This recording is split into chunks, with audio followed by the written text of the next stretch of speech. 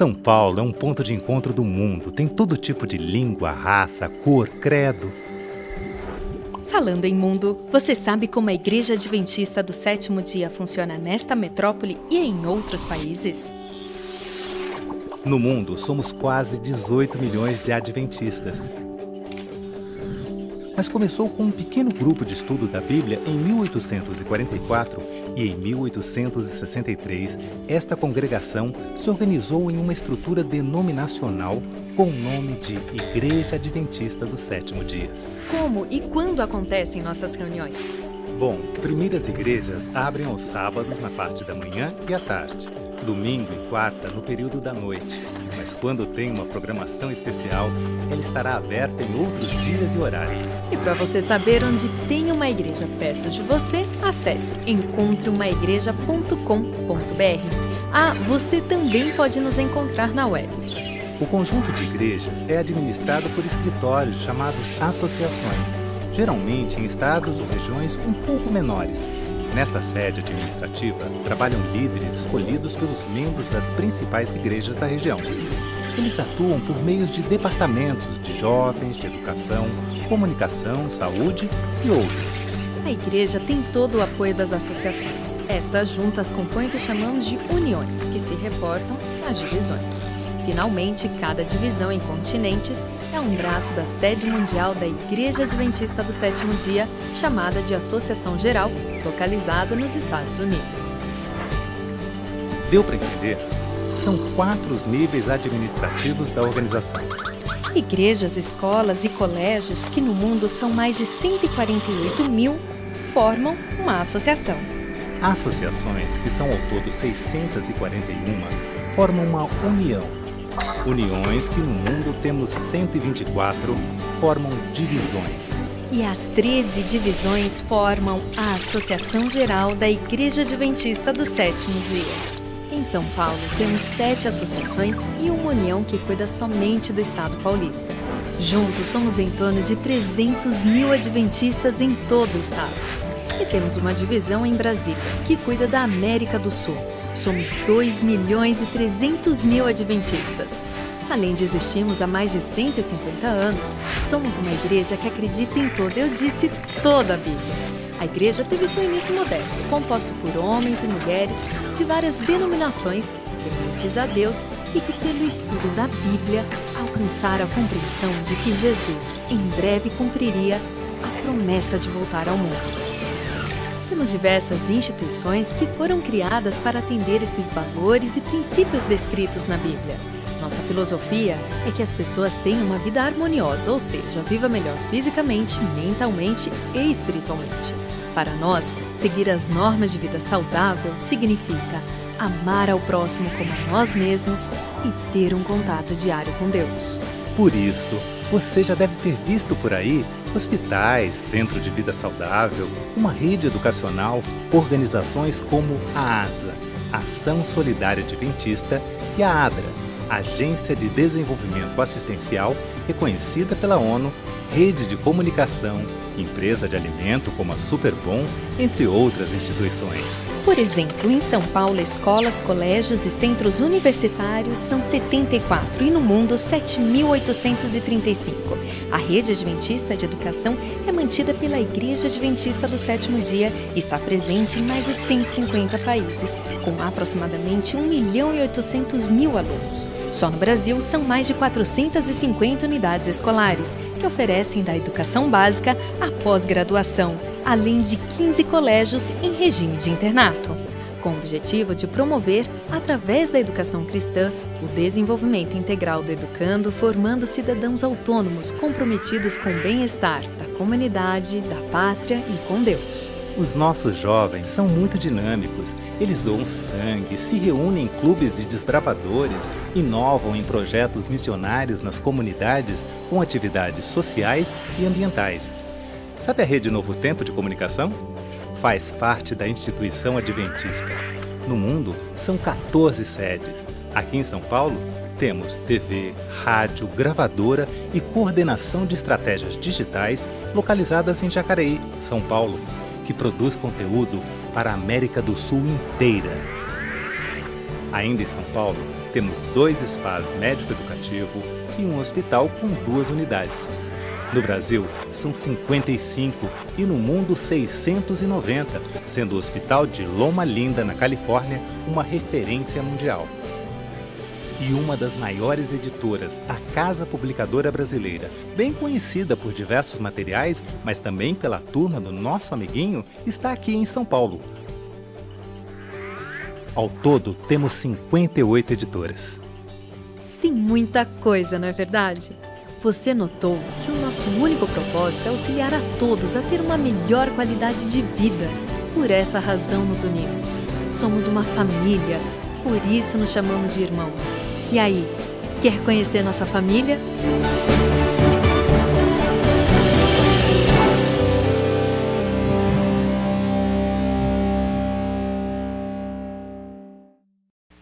Quero desejar uma feliz semana a todos os nossos queridos amigos e irmãos que estão nos acompanhando através do YouTube, do Facebook, pelas nossas redes sociais da nossa igreja. Eu sou o pastor Harley, sou o pastor do distrito Bela Vista aqui de Bauru e estou muito feliz de mais uma vez estar aqui no começo dessa semana para mais um culto. Vamos abrir nossa Bíblia, vamos estudar a respeito de um personagem muito importante e um dos grandes personagens da nossa história bíblica e vamos tirar lições da vida dele que serviram para ele naquele momento e servem para nós nesse momento também. Eu saúdo com muita alegria os nossos queridos irmãos da Igreja do Bela Vista.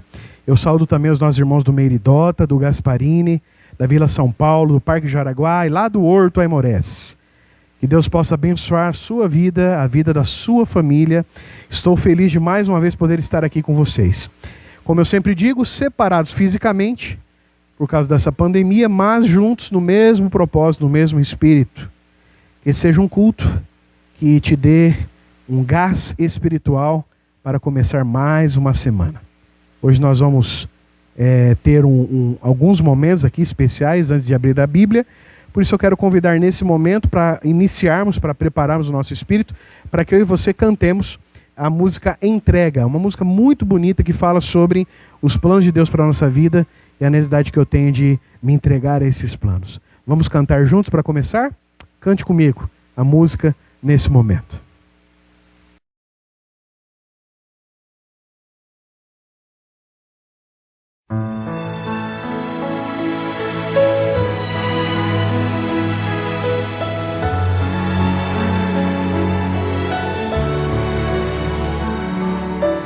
Preciso me entregar, Senhor. Preciso a Ti me entregar. Preciso ouvir Tua voz a me falar.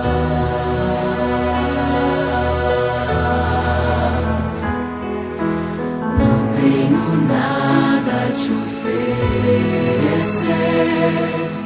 Somente um coração impuro e pecador, mas aqui estou, me aceita, Senhor.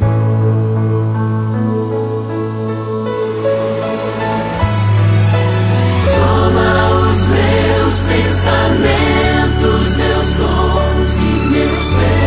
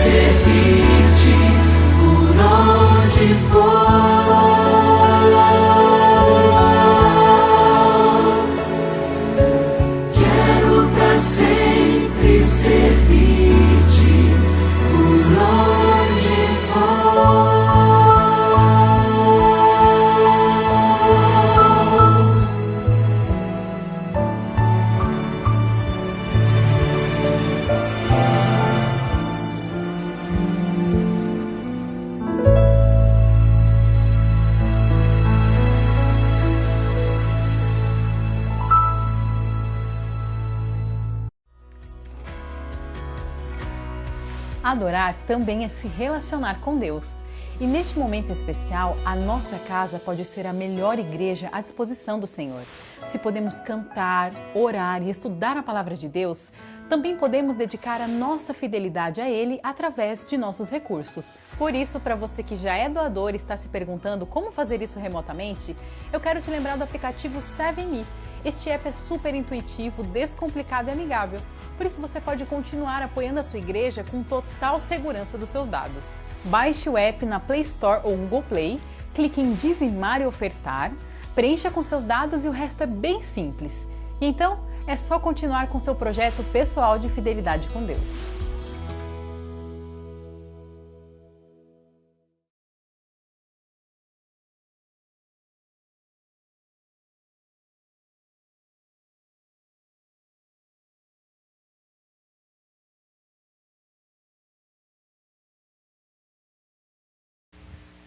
Que maravilha, uma linda música, uma linda canção, que a letra que inspira a gente, deixa-nos um pouco mais perto de Jesus, possa fazer uma grande diferença na sua vida. Nos domingos também nós temos alguns momentos que nós usamos para falar um pouco sobre saúde, sobre estilo de vida, sobre a mordomia cristã. E hoje em especial nós estamos assim prevendo num horizonte próximo voltarmos às atividades normais da igreja. Eu gostaria de passar um vídeo especial hoje, um vídeo da posição e um comentário da igreja a respeito dessa pandemia do Covid-19. Então, nesse momento, eu gostaria de que você ouvisse, né, com atenção esse bate-papo entre os médicos adventistas e que tiremos lições de higiene pessoal, de cuidado, para a gente continuar vivendo nesse momento tão desafiador da nossa geração, que isso possa servir para a nossa vida. Vamos acompanhar? Venha comigo. Doutor Dorival, estamos diante de uma doença, de uma nova doença, uma epidemia que atinge muitos países, e o coronavírus, o Covid-2019. E eu gostaria de saber se essa doença é tão grave ou se é só um resfriado comum. Onde você situaria essa doença nessa apresentação? Situaria num grau intermediário. Não é uma doença tão grave, pode ser uma doença muito grave, especialmente em pessoas com idade mais avançada e pessoas que tenham doenças subjacentes, né, que sejam diabéticos, asmáticos, tenham insuficiência cardíaca. Pode ser uma doença muito grave nesse contexto, mas pode ser uma doença mais branda, mais leve, especialmente nos segmentos mais jovens da população, nos adolescentes e nos adultos jovens. É uma doença que tem assustado mais pela sua capacidade de transmissão até do que por sua gravidade. Nós frequentamos um ambiente de possibilidades de transmissão, que são os templos, as igrejas, os grupos, e temos o nosso contato social decorrente disso. Que outras orientações, além das que os governos estão fazendo, nós daríamos agora para o membro da igreja, para as pessoas que frequentam os nossos templos? A recomendação seria, se o membro está doente, se o membro tem sintomas respiratórios, sente que está com um quadro de uma síndrome gripal, que ele evite ir a locais da congregação onde estão outras pessoas reunidas, até que ele esteja bem, né? Isso é muito importante. E uma vez chegando, qualquer pessoa, qualquer membro chegando à igreja, o ideal seria que houvesse na igreja dispensers de álcool gel. Essa pessoa pode higienizar suas mãos antes de entrar no templo, pode fazê-lo depois ao sair do templo. Se tiver contato, ele vai saudar outras pessoas, vai tocar na mão de outras pessoas. Mas sugeriria que a coisa não fosse muito além disso, porque contato mais próximo, né, em algumas culturas, né, como aqui no Brasil, por exemplo, a gente encontra as pessoas e a gente, né, dá um beijinho social na pessoa.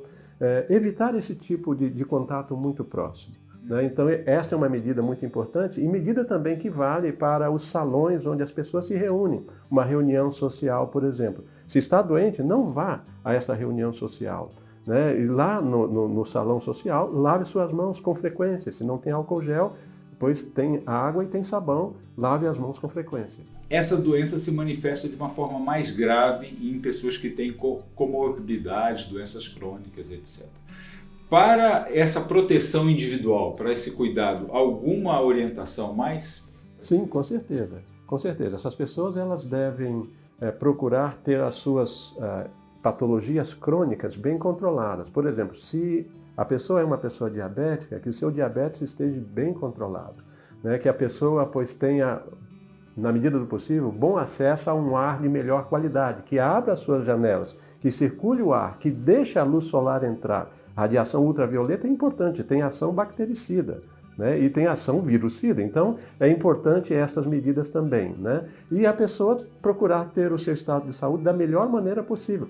Você conhece os 8 remédios naturais, a gente poderia repassar aqui de olhos fechados, que é importante que sejam praticados por cada pessoa para que a pessoa possa ter melhor condição de saúde quando estiver diante de desafios antigênicos, né? Desafios infecciosos como este do coronavírus que nós estamos começando a enfrentar aqui em nossa América também.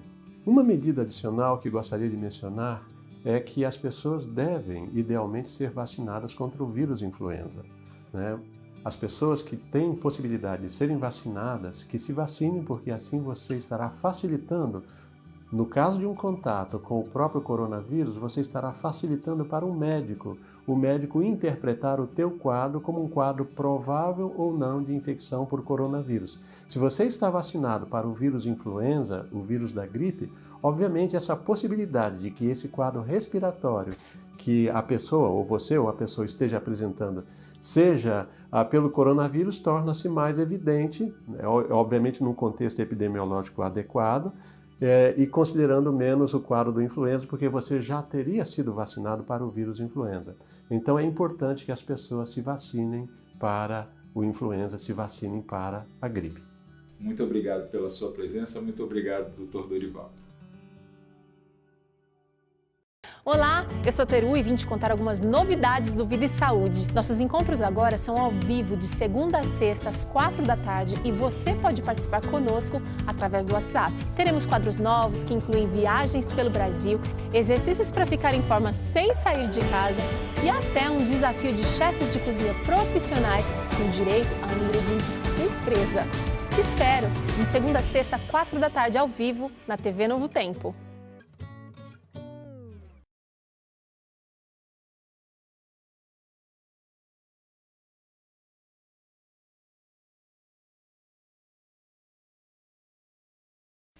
Todas as nossas recomendações para que você tenha cuidado, para que você aos poucos vai recuperando a rotina da sua vida, mas quem sabe nós vamos ter que viver sobre uma nova ótica, né? Aprender muito com os países, principalmente os orientais, que tiveram sucesso. Higiene pessoal, talvez um povo que nem o nosso ocidental, que gosta muito de abraçar, nesse momento serve para a gente ter um pouco menos de contato, para que a gente evite e principalmente que a gente proteja os nossos irmãos mais velhos, que são os que são mais suscetíveis a terem problemas, né? Sabemos que 80% das pessoas vão ter esse resfriado, vão ser assintomáticos, nem vão perceber que teve, mas de qualquer forma os outros 20% merecem o nosso cuidado e a nossa atenção. Que Deus possa te abençoar. Alguns dos nossos irmãos já tiveram o Covid, se restabeleceram, e nós continuamos orando para que Deus nos proteja e que seja feita a sua vontade. Eu gostaria de convidar você, antes de abrir nossa Bíblia, pode abrir no livro de Atos, e a gente vai ler hoje o livro de Atos. E antes de começarmos a leitura e a meditação de hoje, queria convidar você a fechar os seus olhos para a gente orar a Deus. Pode ser? Feche seus olhos onde você estiver. Se você estiver dirigindo, só eleve sua mente ao Senhor. Vamos orar uns pelos outros e pela mensagem de hoje. Querido e maravilhoso Deus, graças te damos, Senhor, pelo privilégio de começar mais uma semana na tua companhia, sentindo que o Senhor está conosco. Nós te louvamos e agradecemos por tudo que o Senhor tem nos feito. Também te pedimos, Senhor, que venha nos acompanhar. Agora, em especial, ao estudarmos a Tua Palavra, que a mensagem de hoje venha refletir coisas boas para a nossa vida, que tenhamos força dos altos céus para colocar em prática tudo aquilo que nós aprendemos. Fique conosco, abençoe a nossa vida, a vida da nossa família, esteja conosco no estudo da Tua Palavra, e hoje e sempre, em nome de Jesus. Amém, Senhor. Amém.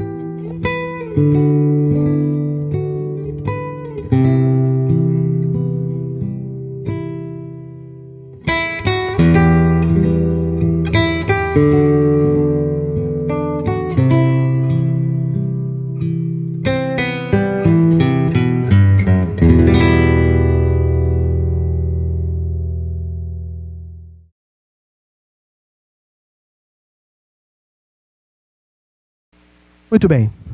O título do sermão desta noite, você pode, quem sabe, estar ouvindo ou assistindo isso numa tarde, numa manhã, não importa. O título do sermão deste momento é Saulo. Saulo, o apóstolo, que um dia ainda era Saulo, um velho homem, que encontrou com Jesus, teve uma transformação e se tornou no apóstolo Paulo. Saulo, uma vez eu fiz uma pergunta para você, num sábado, quem que é o seu personagem predileto? O meu é Moisés, eu sei que o da minha esposa é José. Tem até um pouco de ciúme deles, você já sabe dessa história que eu tenho, né? Brincadeiras à parte, você deve falar aí. Diga no chat, qual que é o seu personagem principal? Aquele que você gostaria de dar um abraço quando você chegasse no céu. Mas agora eu queria fazer uma outra pergunta. Qual que é o personagem bíblico que você gostaria de conversar? Moisés eu gostaria de abraçar, bater um papo, mas alguém que eu gostaria de passar um tempão conversando com ele sobre a sua vida. O meu personagem, o segundo, é Paulo. Paulo tem uma história fantástica. Qual que é o seu? Paulo tem uma história vamos dizer assim, de plano de Deus para a vida dele, que eu acho maravilhoso. O que ele era, Saulo, para o que ele se tornou Paulo, é uma coisa fantástica. E hoje nós vamos estudar um pouquinho sobre Saulo. Geralmente nós estudamos sobre Paulo, né? Nós vamos estudar um pouquinho sobre Saulo e a sua conversão. Antes de nós começarmos, eu queria apresentar para vocês uma pessoa aqui que eu não conheço, obviamente. Ele tem essas redes sociais aí, ó, Brother Bíblia, e ele é um rapaz cristão e ele é fantástico. Muitas das ilustrações que eu uso no meu sermão vêm dos desenhos que ele disponibiliza publicamente no Facebook, no Instagram, né, e em outras redes sociais. Se eu fosse você, eu seguiria ele no Face, Brother Bíblia Arte, no Instagram, Brother_Bíblia, e em outros lugares também. Ele desenha, ele tem esse dom de desenhar, e ele vai ilustrar o sermão desta noite. Um grande abraço, não o conheço. Uma vez eu falei para ele, fiz uma resposta, ele deu um coraçãozinho dizendo, olha, eu uso muito os seus desenhos no meu sermão. Então assim, é o dom que Deus deu a certas pessoas que ele usa para o evangelho, né? Ele ajuda muita gente a compreender. Eu quero que vocês entendam nesse gráfico um pouquinho da vida de Saulo, né? Só para nós entendermos um pouco da sua vida. Paulo, nasceu mais ou menos no ano 5 ou 6 depois de Cristo. Nasceu em Tarso, que era uma importante cidade da Ásia Menor. Mais ou menos no ano 20, né, ele foi estudar em Jerusalém. Ele estudou com o rabino Gamaliel, que segundo a Bíblia era um dos grandes rabinos da época de Jesus. Então ele teve um ensinamento assim, judeu muito forte. Mais ou menos no ano 34, ele estava indo a Damasco perseguir alguns cristãos, pensando naquilo que ele estava fazendo de correto, e ele teve uma conversão. Ele encontrou Deus ali, Jesus conversou com ele, e ele no ano 34 então teve uma experiência de transformação. E a partir de então Atos vem falando sobre Paulo, que era o Saulo de Tarso. Em 37, ele volta para Jerusalém como cristão, aí então passa a ser perseguido pelos judeus e foge para a sua cidade natal, mais ou menos no ano 37. Até o ano de 45, então cerca ali de 7 anos, 8 anos, ele é, vamos dizer assim, ele é refugiado, né, na sua cidade natal. Ele fica um pouco longe dos holofotes ali, e aí então ele faz uma visita lá para o ano 45 em Antioquia da Síria, onde era assim, o lugar ali onde eles, vamos dizer que era um grupo, um reduto de cristãos aqueles que acompanhavam Jesus. Então ali em Antioquia, no ano mais ou menos 45, conhece Barnabé, né? A Antioquia era naquela época a segunda igreja mais importante para os cristãos depois de Jerusalém, era um centro religioso.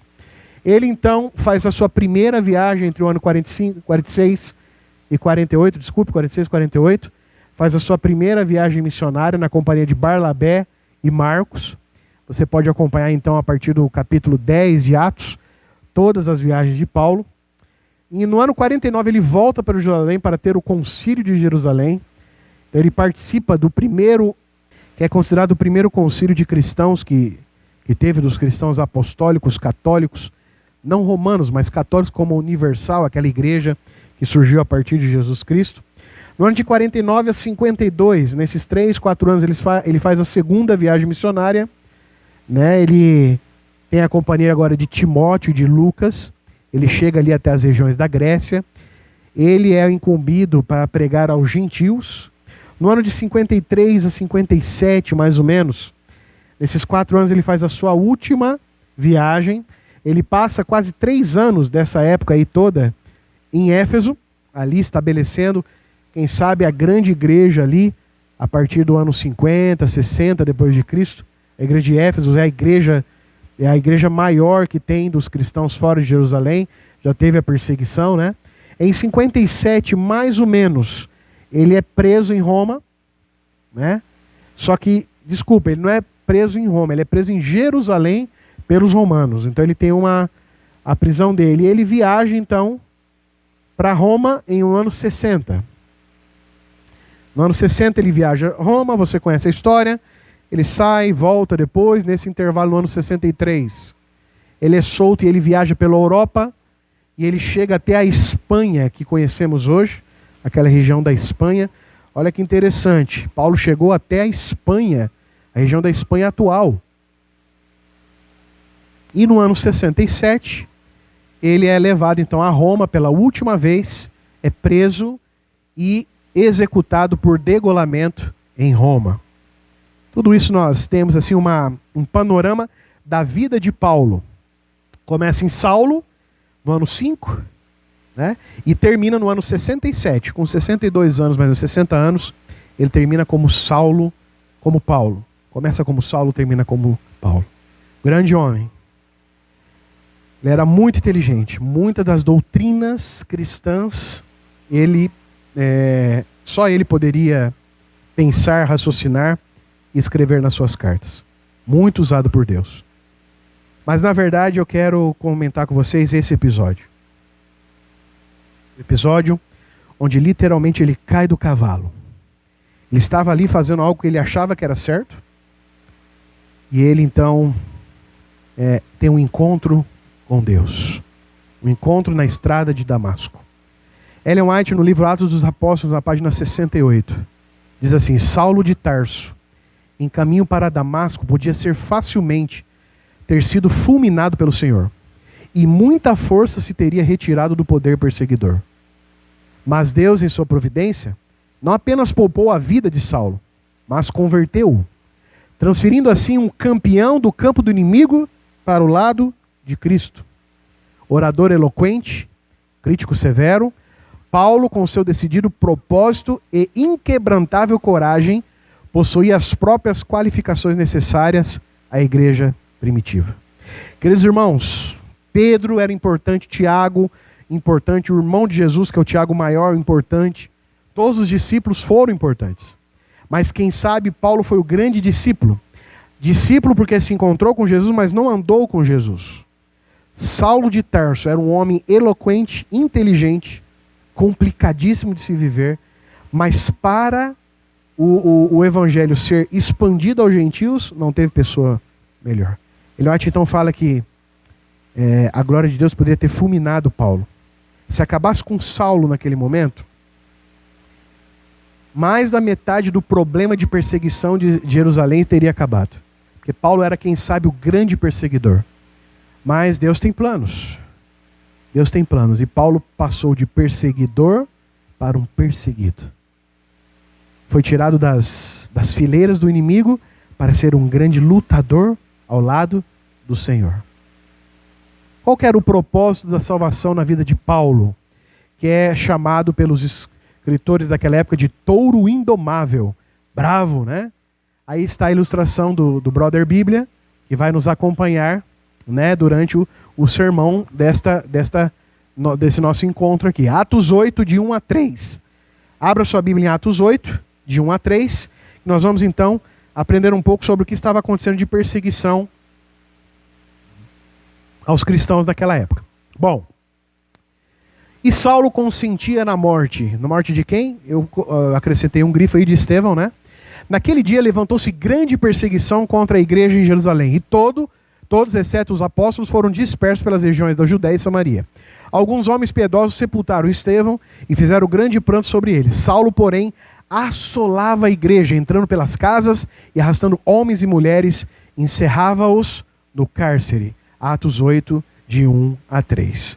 Queridos irmãos, Paulo tinha um propósito na sua vida, mas no começo, quando ele ainda era Saulo, eu vou falar sempre Paulo, Saulo, não se preocupe, porque Paulo também é um nome romanizado de Saulo, de Shaul, né, de Saul, que é o nome hebraico, né, aramaico de Paulo também.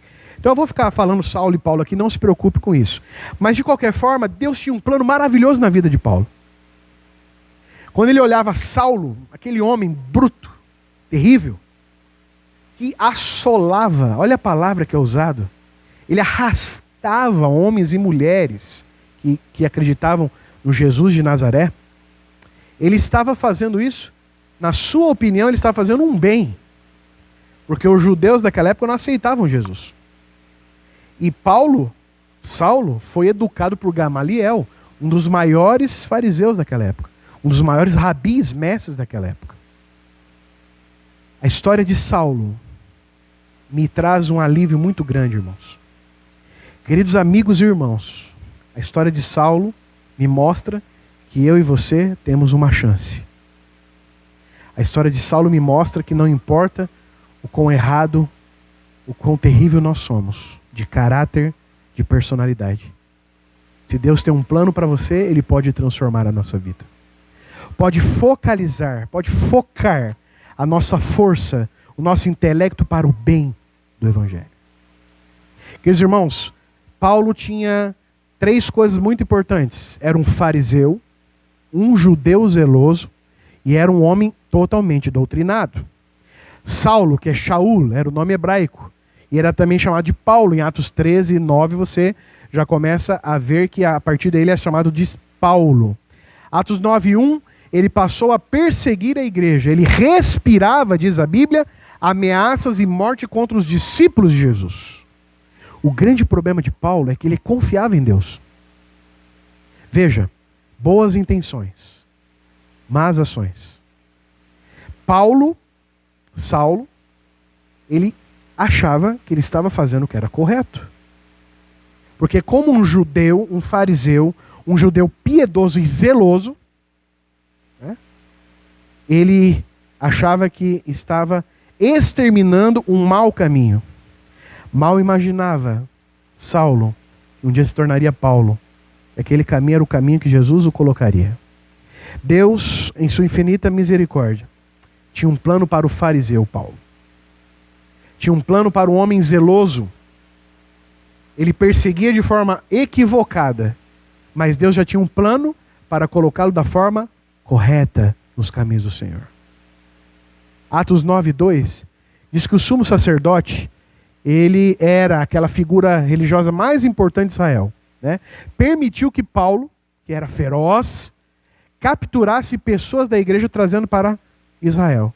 Aqueles cristãos novos que acreditavam naquele Jesus, ele permitiu, ele deu cartas de extradição, ele tinha autorização civil para oprimir aqueles que buscavam o tal do caminho. O caminho, Christos, o peixe, o pescador de homens. Esse povo que no começo da religião cristã era a primeira igreja de Apocalipse, né? A igreja de Éfeso, a igreja pura, a igreja aquela das primeiras obras, aquela igreja que estava tentando pavimentar agora aquilo que eles aprenderam durante 3 anos com o próprio Cristo. Só que eles iam contrário a muitas coisas dos judeus. Então Paulo teve cartas, teve uma autorização para assolar, para acabar com esse povinho que falava do Jesus Cristo. Onde já se viu de Nazaré, vem boa coisa lá de Nazaré? O Salvador. Paulo não encontrou o Salvador. Ele pensava que estava fazendo em nome de Deus. E essas cartas serviam para ele entrar dentro das casas, pegar homens, mulheres, crianças que serviam o Senhor e levá-las para Jerusalém para serem punidas. As pessoas no começo da era cristã eram punidas por acreditar em Cristo Jesus. Olha que coisa interessante. E Paulo fazia isso com zelo, com gosto, né, pensando que estava tudo correto. Mas em Atos 9, capítulo 9, versículo 3, pode deixar em Atos 9 aí, que a gente vai ler bastante. Uma luz do céu brilhou em sua vida. Jesus, o maravilhoso e bom pastor, foi buscar essa ovelha que estava extraviada. O touro indomável foi derrubado, foi vencido. Paulo foi cegado por uma luz que veio do céu.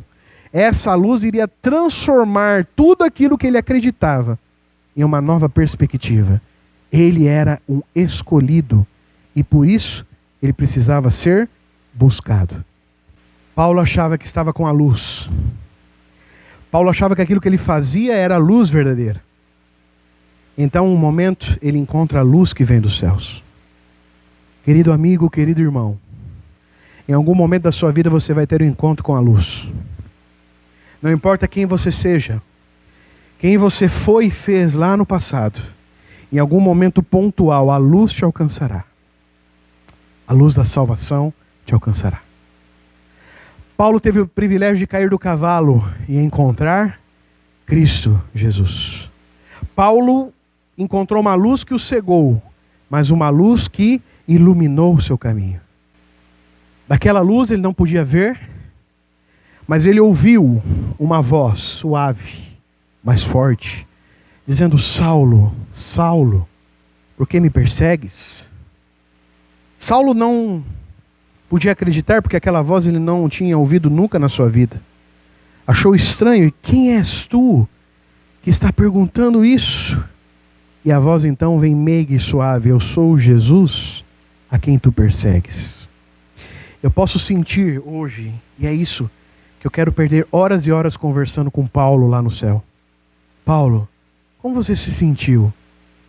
Porque você fazia o que na sua cabeça era certo para aquela pessoa. Ele fazia isso por Jesus, ele fazia isso por Deus. E agora o próprio Deus fala assim: você está me perseguindo, mas quem que é? Eu sou Jesus a quem você me persegue. Que surpresa, queridos. Saulo teve naquele momento de compreender pela primeira vez que ele estava fazendo algo errado, pensando que estava certo. Queridos amigos, queridos irmãos, naquele momento Deus deu uma bênção para Paulo, que pode parecer uma maldição para nós. Paulo ficou cego. A Bíblia diz que o touro indomável foi desarmado do seu orgulho. Quando ele caiu do cavalo, quem sabe ele tentou se levantar e não conseguiu. Ele deveria ser um homem treinado na arte da guerra. Ele tentou pegar a sua espada e não conseguiu. Paulo ficou cego e então precisou ser guiado por alguém até Damasco. Aquilo ficou martelando na cabeça dele: eu sou Jesus a quem você está me perseguindo. Como assim? Eu estou fazendo trabalho em nome de Deus. E agora Deus está falando que eu estou perseguindo a ele? Como assim? Paulo desorientado. O touro indomável foi ferido no seu orgulho. Foi desarmado. E agora cego. Paulo perdeu a visão. Veja como é interessante. Ali já Jesus muda o nome, né? Você é Paulo agora. Continua sendo Saulo. Sempre Deus dá um novo nome. Apocalipse diz que quando nós entrarmos na Canaã Celestial, Deus vai dar uma pedrinha branca escrito novo nome nosso. Deus muda a nossa vida porque o nome tem a ver com o nosso caráter. O Saulo, homem duro, né, perseguidor implacável, agora seria um homem duro e pregador implacável.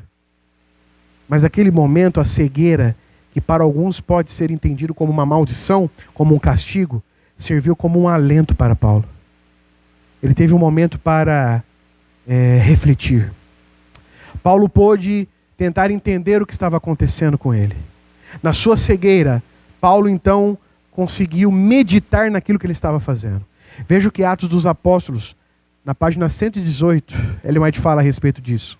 Com espírito triste e quebrantado, reconsiderou as inúmeras vezes que tinha fechado os olhos e ouvidos as mais tocantes evidências, e persistentemente incrementar a perseguição aos crentes em Jesus de Nazaré.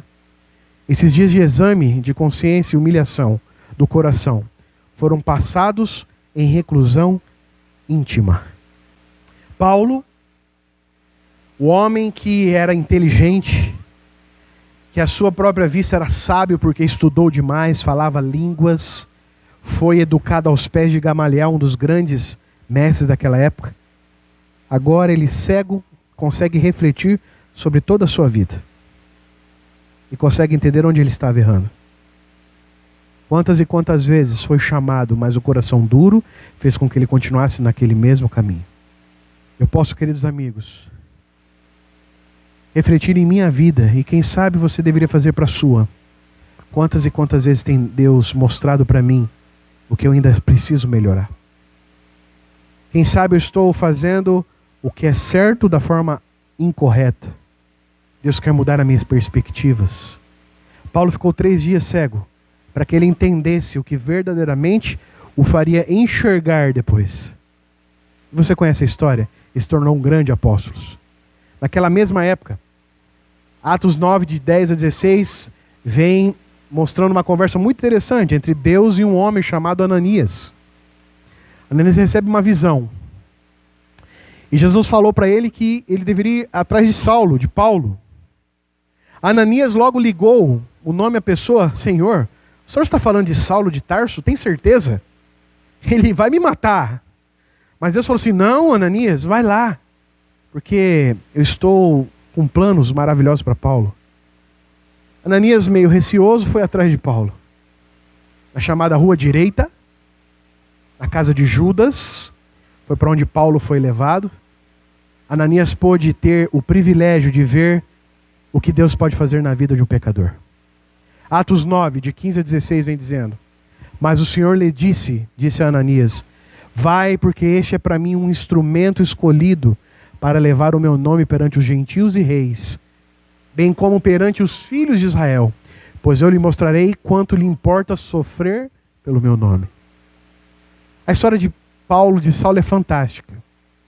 Daria várias semanas de oração. Muitos pregadores têm pregado sobre Paulo. O que eu quero no culto este culto que nós estamos fazendo juntos, eu quero que você entenda como Deus é bom, como Deus mostra, muda, como Deus procura, como Deus alcança o pecador. E Ele pode alcançar a mim e a você. Quem sabe eu estou falando neste momento para alguém que está longe dos caminhos do Senhor. Quem sabe eu estou falando para alguém que está com medo da pandemia. Quem sabe eu estou falando para alguém que perdeu alguém na pandemia e que não entende os propósitos de Deus. Até nas dificuldades nós temos visto a mão de Deus conduzindo as coisas. Queridos, Jesus falou assim para Ananias: vai lá, porque agora eu vou mostrar para Paulo o que é sofrer por mim. Olha que coisa fantástica. Olha que lição. Paulo estava fazendo as pessoas sofrerem por Jesus. Agora Jesus iria fazer Paulo sofrer por Jesus. E Paulo chega num determinado momento das suas cartas e diz assim: é um privilégio sofrer pela obra de Cristo. Queridos irmãos, Paulo foi um homem escolhido. Eu acho muito bonita essa ideia do vaso escolhido, o instrumento escolhido. O vaso escolhido é aquele vaso que você com carinho vai desenvolver, vai trabalhar. Você já viu um oleiro trabalhando com o vaso? O barro, ele pega o barro, ele amassa o barro como se fosse fazer um pão, ele molha adequadamente ali, na medida certa. Então ele coloca naquele aparelho que vai rodando e ele então com as mãos vai forçando. Com a mão, com os dedos, com os objetos, ele vai forçando o vaso a virar, vai ter uma estrutura, ter uma geometria, ter uma forma. E essa pressão que ele faz é a pressão que transforma o vaso. Naquele momento, Paulo estava sendo um vaso escolhido pelo Senhor. Uma lição que eu quero tirar com você neste momento. Você é um vaso escolhido pelo Senhor. Eu me lembro de uma parábola, de uma anedota, de uma metáfora, de um sábio que todos os dias descia da sua casa por um caminho até a fonte de águas embaixo. E ele usava todos os dias 2 vasos, um inteiro e um que estava rachado. E todos os dias ele descia com o vaso, pegava a água e subia. E quando ele chegava de volta no lugar que era mais alto na sua casa, ele percebia que o vaso que estava rachado estava praticamente sem água. Um dos seus servos olhou para ele e disse assim: Senhor, não seria muito mais prudente, muito mais sábio, muito mais inteligente o senhor descer com 2 vasos inteiros? Porque daí todo o seu esforço seria recompensado para chegar aqui em cima com 2 vasos com água. Ele disse: amanhã você vai descer comigo. E naquele outro dia o servo desceu. Desceu com o vaso quebrado nas suas mãos. E o sábio desceu com outro vaso. Eles pegaram o vaso e subiram. E no final da caminhada ele falou: você entende agora por que eu desço com o vaso quebrado? E o servo finalmente entendeu. Sabe por quê? Porque durante o caminho, aquele vaso trincado, aguava uma linda plantação de flores e folhas, ramagens pelo caminho, embelezava o caminho com aquela água que supostamente era desperdiçada. É uma ilustração que pode nos dar uma lição espiritual. Às vezes nós somos vasos quebrados, mas Deus nos usa, porque Ele tem um propósito na nossa vida. As bênçãos que Deus joga em nós, derrama-se pelas pessoas ao redor. Esse é o propósito de Paulo. Paulo, você é um vaso escolhido. E então, qual que é o fim? O fim é que Ananias chamou Paulo de irmão, o batizou, e agora Paulo tinha a missão de perseguir, né? Paulo que tinha a missão de perseguir, agora ele é perseguido. Nós então chegamos ao fim aqui da história de Paulo. Atos 9, de 19 a 21. E depois de ter se alimentado, sentiu-se fortalecido. Então permaneceu em Damasco alguns dias com os discípulos, e logo pregava nas sinagogas a Jesus, afirmando que este é o Filho de Deus. Ora, todos aqueles que ouviam estavam atônitos e diziam: não é este o que exterminava em Jerusalém os que invocavam o nome de Jesus, e para aqui veio, precisamente para fim de os levar amarrados aos principais sacerdotes? Não é este que perseguia? Como assim agora ele está do nosso lado? Paulo era um vaso escolhido. Paulo, o homem sábio, que passou o resto da sua vida escrevendo coisas maravilhosas a respeito de salvação, de vida eterna. Paulo, o homem que perseguiu cristãos. Paulo, o homem que assolava, agora é perseguido por pregar o evangelho de Jesus. As viagens missionárias de Paulo foram a lugares onde Pedro, Tiago não conseguiriam ir, onde os apóstolos não conseguiriam ter sucesso. Precisava de alguém como Paulo, aquele que era Saulo. E ele pregou para os atenienses, para os coríntios. Paulo falou de Deus para os ímpios, para os gentios. Se você for no Areópago, o lugar onde era usado para discussões a respeito de filosofia, está ali uma plaquinha em que podemos encontrar o nome e o discurso de Paulo ao Deus desconhecido. Se você quiser saber mais sobre essa história, veja Atos, capítulo 17, dos versículos 16 a 31. Veja que Ellen White fala, no mesmo livro Atos dos Apóstolos, agora na página 119 e 120. Ao render-se Saulo inteiramente ao convincente poder do Espírito Santo, viu os erros de sua vida e reconheceu a amplitude dos reclamos da lei de Deus. Aquele que for um orgulhoso fariseu, confiante na justificação por suas boas obras, curvou-se então perante Deus com a humildade e simplicidade de uma criancinha, confessando sua indignidade e pleitando os méritos de um Salvador crucificado e ressurgido. Era um novo Saulo, né? Era um novo Paulo, um novo homem. Saulo ansiava por entrar em inteira harmonia e comunhão com o Pai e o Filho, e na intensidade do seu desejo de perdão e aceitação, elevou ferventes súplicas ao trono da graça. As orações do penitente fariseu não foram em vão. Os mais secretos pensamentos e emoções do seu coração foram transformados pela divina graça, e suas nobres faculdades foram postas em harmonia com os eternos propósitos de Deus. Cristo e sua justiça passaram a representar para Saulo mais do que o mundo inteiro. Saulo, aquele que perseguiu os cristãos. Em determinado momento da sua história, ele diz assim: ai de mim se não pregar o evangelho, pois pesa sobre mim essa obrigação. O amor de Cristo me constrange, ele diz em Coríntios. Ele fala também: não sou eu mais quem vive, para os Gálatas, mas Cristo vive em mim. E no segundo evangelho de Timóteo, pouco antes de morrer, Paulo diz assim: combati o bom combate, guardei a carreira. Desde agora o justo juiz tem me reservado a coroa para aquele dia. Queridos, que homem, que transformação, que homem de Deus. Paulo foi um vaso. Eu quero nesse momento que você assista esse pequeno vídeo. Esse é um oleiro trabalhando no vaso. Ele tem toda a habilidade. Posso entender que Jesus é o oleiro e eu e você somos barro em suas mãos. Jesus nesse momento quer que você seja feito a sua vontade. Você gostaria? Eu posso orar por você? Eu posso orar para que Deus faça essa boa obra em nossa vida? Feche seus olhos. Querido e maravilhoso Deus, nós queremos ser o barro nas tuas mãos. Nós queremos ser mudados de acordo com a sua vontade. Nós queremos ser moldados de acordo com os seus propósitos. Eu oro, Senhor, para as pessoas que me assistem, me ouvem, no momento do culto ou em qualquer outro momento. Quando essa mensagem os alcançar, e eles estão se sentindo indignos, eles possam se lembrar de Saulo de Tarso, que se transformou em Paulo após encontrar o Senhor. Por favor, Senhor, faça essa mesma transformação em nossas vidas. Por favor, Deus, nos abençoe. Nos faça ver com os olhos da fé os planos maravilhosos que o Senhor tem para as nossas vidas.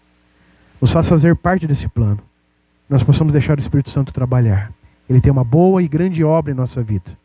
Abençoe cada pessoa, cada adulto, cada criança, cada jovem, cada querido idoso que viu e assistiu esse sermão e ouviu. Dê-nos a tua bênção, dê-nos a tua paz. O Senhor sabe o que é melhor para nós. O Senhor sabe como fazê-lo. Nos abençoe, nos guarde, é aquilo que nós te pedimos. Não porque nós temos mérito, Senhor, muito pelo contrário, que nós confiamos totalmente nos méritos de Cristo Jesus, o nosso Salvador. E no nome dele nós te pedimos hoje e sempre. Amém.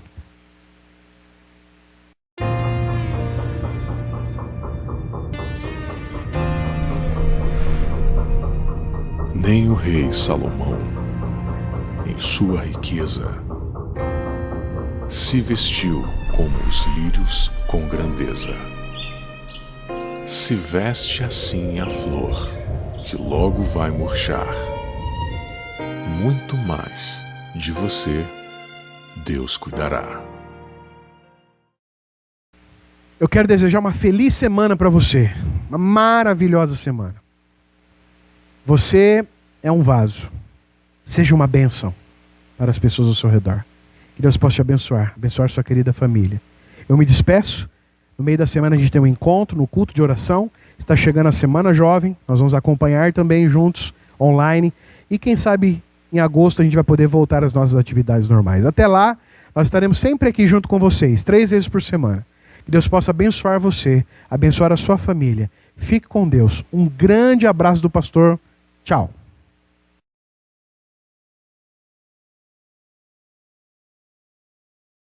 Sentir a glória dele é viver tão perto de Jesus que a vida da gente começa a ter um significado diferente. E a gente começa a descobrir que nós podemos ter um pouquinho do céu aqui na terra. Eu já ouvi falar de uma terra sem igual, aonde tudo é paz e não há lugar pro mal. Almejo esse lar tão puro e sem igual, mas eu não sei o dia que virá pra